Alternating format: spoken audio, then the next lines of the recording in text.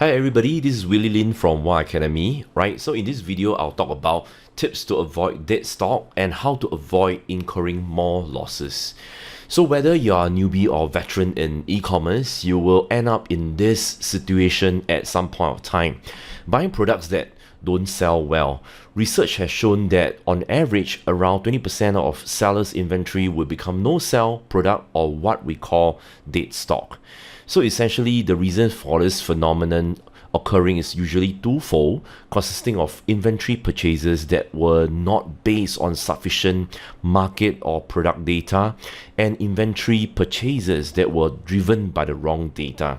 So I will focus on how to avoid dead stocks from happening to help you understand what it takes to avoid or at least reduce the amount of dead stock in your inventory.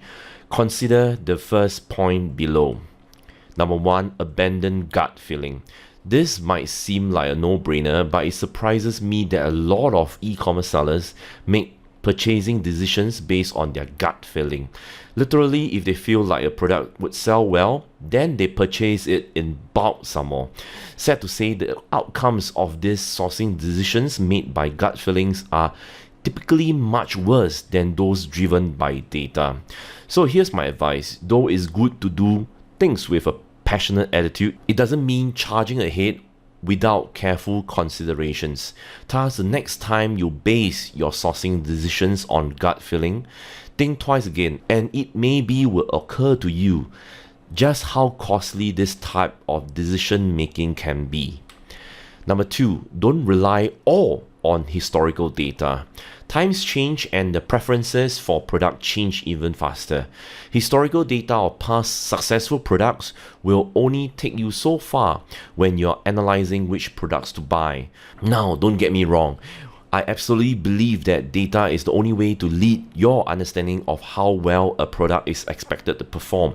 However, do take note that historical data works well for consistent bestsellers and not so well for products with fluctuating demand patterns. Thus, be mindful of which categories your product fall into when you're making your purchases. Number 3, double check and triple check recommendations. Most suppliers will gladly recommend you the many supposedly winning products to sell. However, suppliers are generally far more worried about being able to sell products to you than you able to sell these products to your customers. So anytime you receive recommendations from a supplier, question it as if it came from a competitor. Always do more research to check if this product really can sell. In general, ending up with dead stock is a great waste of time and energy for any sellers.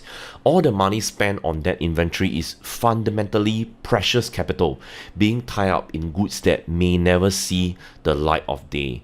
Other than that, the cost of storing these products can also quickly escalate, and that the seller will still need to spend countless time and energy on attempting to market this product. Through this video, I hope you get more insights on how to avoid dead stock, and I see you soon in my next video.